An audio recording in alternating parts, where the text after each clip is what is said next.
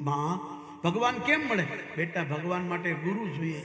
ગુરુ વગરનો આજ સુધી કોઈને ભગવાન મળ્યો નથી. 28મો યુગ છે. 28 વાર સતયુગ, 28 ત્રેતા, 28 દ્વાપર, 28 વાર કલયુગ જતા રહ્યા, પણ ગુરુ વગરનો ભગવાન કોઈને મળતો નથી.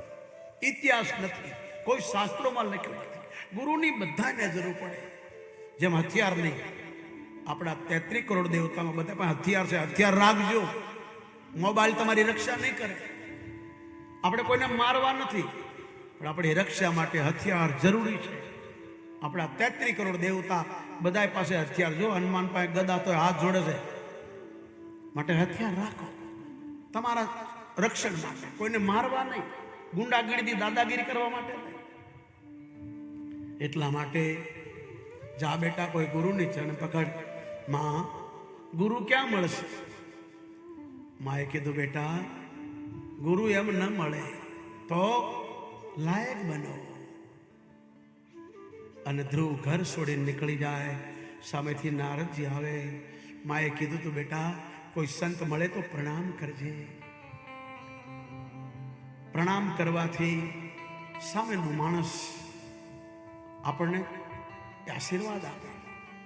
બેટા, अकड़ीन 40 तो वैलो मरी जैसे झुकता वही है जिनमें कुछ जान है, अकड़ तो मुर्दों की पहचान है. मां कैसे मरी गेलो झुकतो नहीं, जीवतो ज झुके से. માટે સાધુ, સંત, મા બાપ, ગાય, મંદિર, ભગવાન, વડીલ ને પગે લાગો. કૃષ્ણ કહે છે ગીતામાં, અર્જુન તો મને વારે વારે પ્રણામ કર. આજ માણસ ઝુકતો હટ્યો એટલે અભિમાની બની ગયો છે. સાધુના ચરણે અડવાનું હોય, ગોઠણે અડવા લાગ્યો. ઘણા તો અહીંયા અડે, ઘણા તો અહીંયા અડે. झुकता वही है जिनमें कुछ जान है, अकड़ तो मुर्दों की पहचान है. આપણે જીવીએ છે, પ્રણામ કરો. બધાને રામ રામ કરો, હાથ જોડો. કૃષ્ણ બોલ્યા, સિયા રામ મેં સબ જગ જાની, કર હો પ્રણામ જોડી જુગ પાની. પ્રણામ કરો. આ મા બાપ સંસ્કાર આપે. નારદજીને પ્રણામ કર્યા. એવી રીતે પ્રણામ કર્યા કે મહાત્મા કહેવા લાગ્યો, આ તને કોણે શીખવાડ્યું? મારી માએ. સ્કૂલે નહીં, મારી માએ શીખવાડ્યું.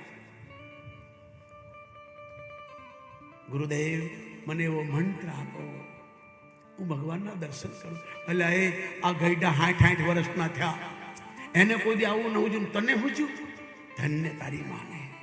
કાનમાં મંત્ર આપ્યો અને આ બાળક ગંગા કિનારે જઈને એક પગે ઉભા રહીને એવું તપ કર્યું કે વૈકુંઠમાં ભગવાન હલી ગયો અને ભગવાન આવ્યા, એને દર્શન આપ્યા. માથે હાથ મૂકીને કીધું, બેટા, 36,000 વર્ષ સુધી આ દેશમાં, ભારતમાં રાજ કરીશ. મરવા ટાઈમે મોતના ઉપર પગ મૂકીને તું જઈશ, તું અમર થઈ જઈશ. સાધુ સંતો તારી પ્રદક્ષિણા કરશે, જેને આપણે ધ્રુવ તારો કહીએ છીએ. 4 વાગે ઊંઘે છે, સપ્ત ઋષિની પરિક્રમા કરે. ક્યારે જોયું તમે? હવે આપણે સૂર્યવંશી 8 વાગે ઉઠીએ, ક્યાંથી દેખાય ધ્રુવ? જે રોજ ધ્રુવના દર્શન કરે એનું અકાળ મૃત્યુ નથી થતું, એને બીમારી નથી લાગતી. આ ભાગવતમાં ભગવાન બોલ્યા, હવે ઘેર જા. મારે ઘેર નથી જવું. મારી માએ મને માર્યો, મારો બાપ કઈ બોલ્યો ને. હવે એ જ મા બાપ તારી આરતી કરશે. જા, એકવાર મને મળી ગયો, દુનિયા તારા પગમાં પડશે. ધ્રુવ આવ્યા, એ જ મા બાપે એની આરતી કરી. હાથી પર બેસાડ્યો, એને રાજ આપી. મા બાપ જતા રહ્યા. ધ્રુવે બહુ મંદિરો બનાવ્યા, બહુ તીર્થો બનાવ્યા, એટલા બધા સત્કર્મ કર્યા કે ધ્રુવ નામ કરી ગયો.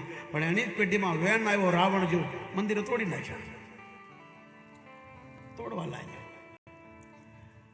પછી ભગવાન પ્રગટ થયા. પૃથુ પહેલા આવા શહેર નહોતા. આ પૃથુ ભગવાને આવા શહેર બનાવ્યા. ગાયને, ધરતીને ગાય બનાવી અને તમારા માટે એને દોઈ, અનાજ, પાણી, દૂધ, ફળ આપણા માટે. આપણે શુદ્ધ શાકાહારી છીએ, આપણે માંસાહારી નથી. યાદ રાખજો, આપણે જન્મ્યા હતા ત્યારે શુદ્ધ શાકાહારી હતા, મરશું ત્યારે શુદ્ધ શાકાહારી હશે. માટે આપણે સનાતની છીએ. આપણાથી ન ખાવાનું ન ખવાય, ન પીવાનું ન પીવાય. આ પ્રભુ ભગવાન. અહીં 4થો સ્કંદ પૂરો થાય છે. આ ભાગવત 12 સ્કંદ, 18,000 શ્લોક, 335 અધ્યાય છે. આ કથા જે સાંભળે એ પાવન થઈ જાય. ધ્યાનથી સાંભળે તો જીવન મરણથી બચી જાય. પ્રેમથી સાંભળે તો કોઈ માના પેટમાં પાછો જન્મતો નથી. આપણે બધાએ માના પેટમાં ઊંધા લટકીએ છીએ. માનું મળમૂત્રાના મોઢામાંથી જાતું હોય અને માને પેટમાં એટલો દુઃખી થાય. મોટા મોટું નરક માનો ગર્ભ, 28 નરકોની યાતના માના ગર્ભમાં.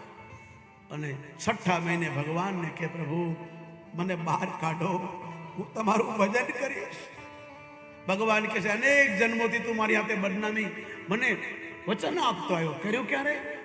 કિતને જન્મો કે બાદ બનાઈ નશાન તું, बनाई न शान तू, झूठी माया आकर बोला भगवान तू, झूठी माया में भगवान આપણને માના ગર્ભમાં બોલ્યા.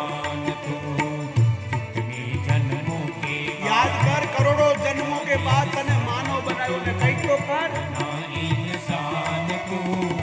झूठी माया में आके भुला भगवान तू, झूठी माया में आके भुला भगवान तू. जब माँ के गर्भ में आया तूने रो रो के शोर मचाया.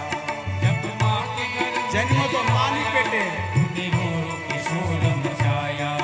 अरे सोच समझ मेरे भाई तुझे अभी समझ में न आई. યાદ કર, માના ગર્ભમાં તે મને વચન આપ્યું હતું